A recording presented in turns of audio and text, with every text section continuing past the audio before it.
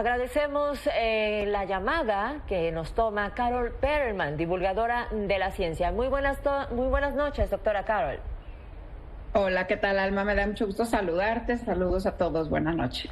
Doctora, estamos viendo un aumento en los casos de COVID-19. Sabemos que se nos había advertido justo que en la temporada invernal, que bueno, pues apenas estamos en este enero y entiendo falta febrero y hasta marzo, que habría un incremento. ¿Usted cómo observa este comportamiento?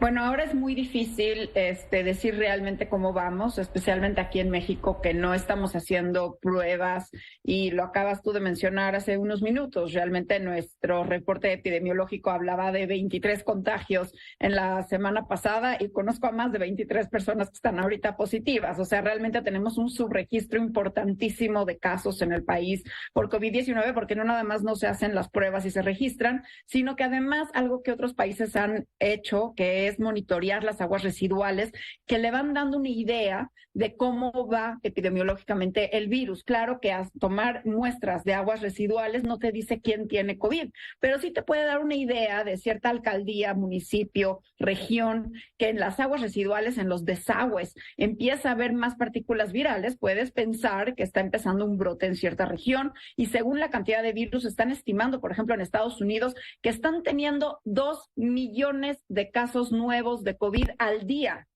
Lo repito, Alma, 2 millones de casos nuevos al día en Estados Unidos. Ese es el tamaño de la ola en Estados Unidos, y podemos presumir que algo similar estamos teniendo en México en proporción. Obviamente tenemos diferente propagación, pero estamos teniendo la misma subvariante, que es la JN.1, que le llaman pirola, que es sumamente contagiosa, y que Estados Unidos, por ejemplo, está viviendo su segunda ola más alta de casos.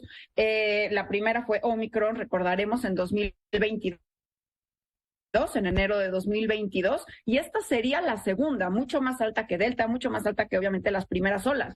Entonces, bueno, esto es un llamado, sí lo hizo Francia, una súper campaña donde se está pidiendo a las personas que recordemos lo importante que es cuidar a los otros, esta actitud prosocial, donde sí es importante cuidarme yo y me pongo mi última vacuna y me pongo mi cubrebocas, pero hay personas vulnerables que así se vacunen, la vacuna no les surte el mismo efecto porque su sistema inmunológico está deprimido por diferentes condiciones. Entonces, usar cubrebocas todos hace que el virus tenga una menor propagación. Nos ayudamos entre todos para que esta ola no sea tan ardua y no veamos lo que ya está reportando este sistema que dices, el IRAG, el sistema de información de la red IRAG, que ya dice que 11 hospitales de 7 entidades de la República Mexicana, Oaxaca, Sonora, Michoacán, Hidalgo, Coahuila, Jalisco y Guanajuato, ya están hablando 11 hospitales de un 100% de su capacidad. Entonces, sí están subiendo las hospitalizaciones. No sabemos cuánto, estamos un poco a ciegas aquí en México,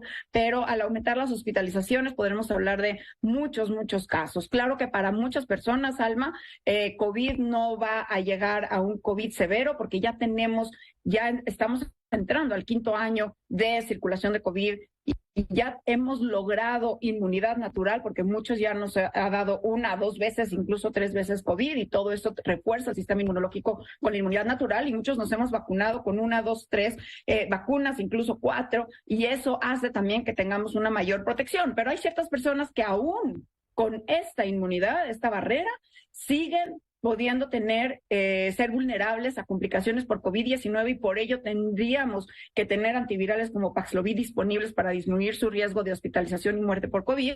Y la sociedad, ¿qué puede hacer? Bueno, pues podemos ponernos cubrebocas para ayudar a estas personas a que no se contagien. Usted mencionaba, doctora, estamos, pues digamos que el sistema de monitoreo bajó la guardia, existe un subregistro, digamos, no tenemos la información detallada, con el nivel de detalle suficiente para llevar un registro adecuado del número de casos que se estarían presentando. Sin embargo, quizá el sistema de terapia intensiva, ese sistema podría quizá arrojar algún tipo de indicador sobre la gravedad que podría presentarse en el caso de las personas que desafortunadamente se vuelvan a contagiar.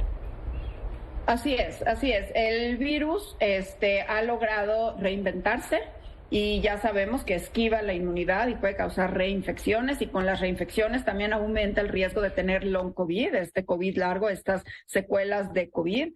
Claro que un indicador indirecto de cómo va la transmisión del virus son las hospitalizaciones, y el que se haya en el reporte del 13 de enero, del día de ayer, este sistema de información de la red IRAG haya reportado ya 11 hospitales al 100% de su capacidad, ya nos habla de que verdaderamente hay un aumento de casos. Y ojo, no nada más COVID-19, está circulando también el virus de la influenza, está circulando el virus respiratorio sincicial, están circulando otros gripes, otros virus de transmisión aérea, como estas gripas comunes, rinovirus, etcétera, que todas estas están haciendo presión al sistema de salud. Entonces, bueno, este es un llamado para, bueno, no digo que nos quedemos en casa, por supuesto que no, ya sabemos cómo cuidarnos. Entonces es un llamado para sí no bajar la guardia. Sí estamos en una temporada que habitualmente tenemos estos picos por virus de transmisión aérea. Y bueno, COVID no es la excepción. Y por supuesto que desde inicio de la pandemia, el monitoreo en México, las pruebas, pues no eran realmente tal cual los casos que veíamos, o sea, estaban subregistradas. Y ahora más, después de que se terminó la emergencia por COVID-19, y ojo, no ha terminado la pandemia, pero la emergencia terminó, pues con más razón se ha llevado un menor monitoreo. Pero entonces, digo, un llamado a la población, sabemos ya cuidarnos, cuídense, cuiden a sus niños, a sus adultos mayores, a las personas vulnerables. No sabemos quién requiera servicios de hospitalización, de terapias intensivas, y bueno, pues ya estamos viendo que algunas entidades ya están teniendo cierta saturación. Entonces, ¿cómo prevenir un contagio? Ya sabemos que... Claro.